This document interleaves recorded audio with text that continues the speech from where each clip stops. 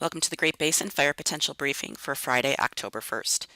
We have no significant impacts to fire potential expected through the weekend into early next week, with warming and drying expected across the Great Basin. However, we will see cool and unsettled weather return next week.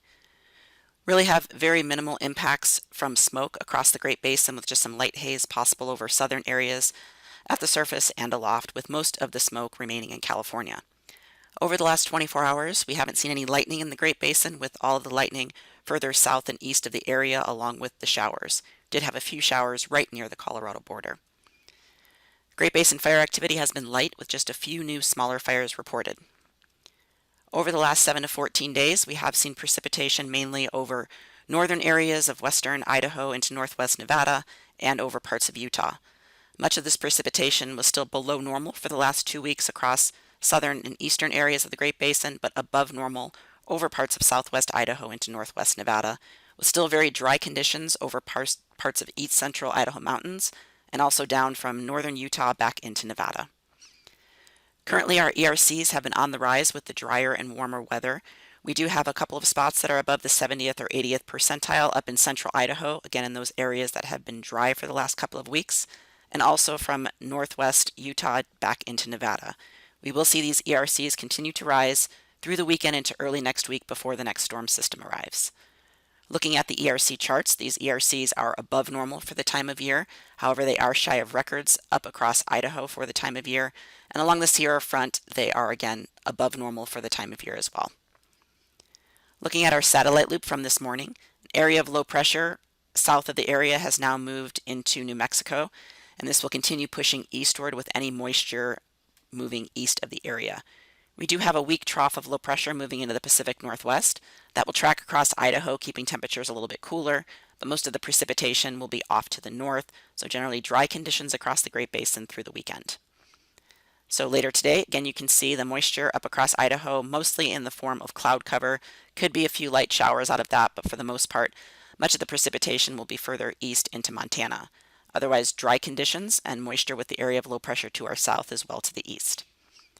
Relative humidity will remain in the single digits over western areas of the Great Basin and into the teens over parts of Idaho, with RH above 20% in other areas of Utah and west central Idaho.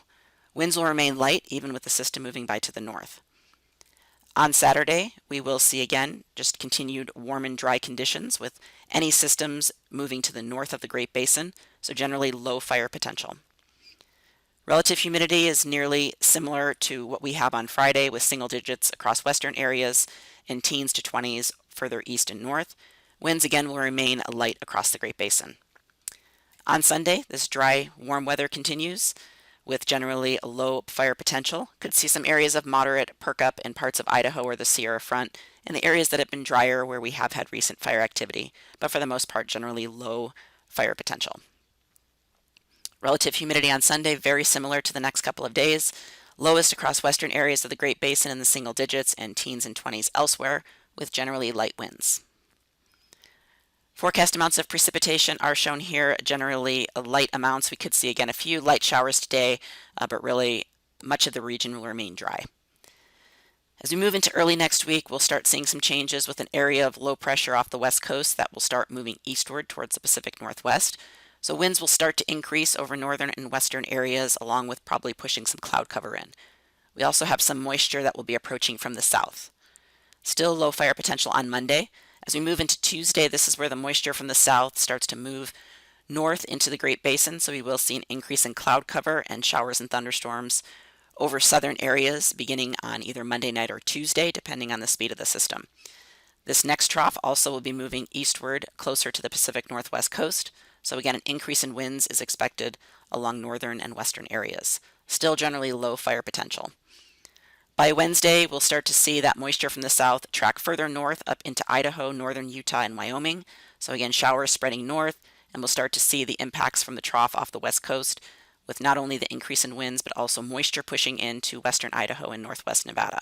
So overall, fire potential will be decreasing as we get towards the middle of next week. And by Thursday, we'll see cool, showery weather generally across most areas of the Great Basin.